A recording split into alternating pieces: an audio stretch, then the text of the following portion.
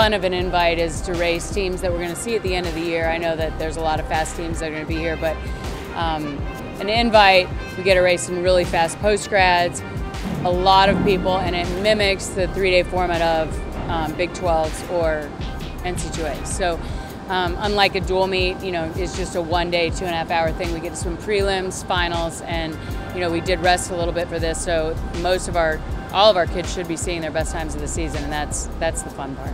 Well, swimming and diving has a very long season. We start pretty much the first week of September and we conclude the fourth weekend of March.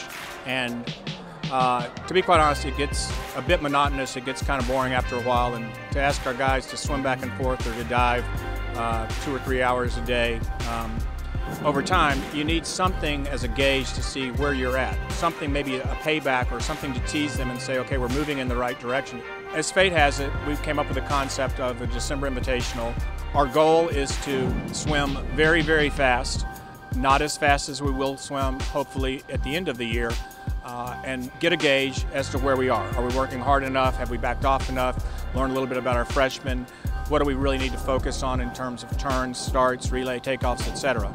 Invite is always super exciting, first of all because it's a really good way to base on how the beginning of the season is going. So the swimming season is long compared to other sports, and this meet is important because it's about midway through and it's a great preview for NCAAs later in the year because we still got a few months till NCs. So this is kind of like a preview meet, that's what I like to call it. And we get to see the training that we've done earlier in the season. This is where this meet is going to pay off, is from that training, and then we start over again during Christmas, get back at it after taper, go back to hard training, and then NCs is the second installment of that. So this is like a preview of how we're going to do later in the year. It's a chance for our best kids to race against the best kids in the country, and also some of the other teams have already had their invites all around the country.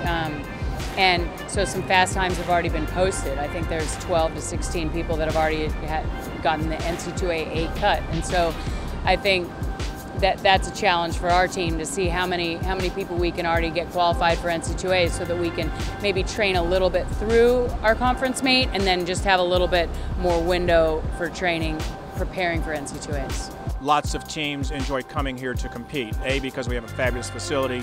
B, it's Austin, Texas.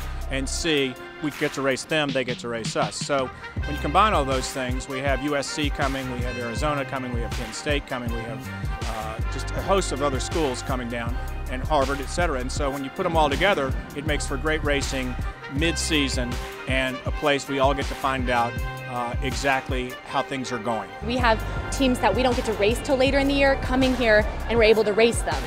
So out of my team personally, if what we've been seeing in practice is going to translate, which I know it will, it's going to be incredible. And I think I don't think there's one girl on this team that isn't going into this meet with confidence. We'll do something at a practice each week, each day, that will further instill the confidence that we have from the taper, from the training. So it's impossible to go into this meet with no confidence. We all have it, it's going to show, it's going to be fun.